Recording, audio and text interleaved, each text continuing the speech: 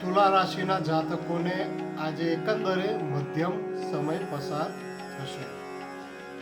સામાજિક વ્યસ્તતા થોડી ઓછી થઈ શકે છે. માતા તરફથી આજે તરફેણ મળે તો પિતા તરફથી કોઈ જવાબદારી પણ સોંપવામાં આવી શકે છે. જે ઉમળકો પ્રેમી તરફથી હાલમાં જોવા મળ્યો હતો તે આજે જોવા ન મળે, પણ સંબંધો સામાન્ય બની રહેશે. સ્વાસ્થ્ય આજે મધ્યમ રહે. આજે કામ ધંધા તરફ વધુ ધ્યાન કેન્દ્રિત કરી શકો છો. આર્થિક બાબતોએ આજે સમયનો સાથ પ્રગતિ સાધવા માટે જરૂર મળશે.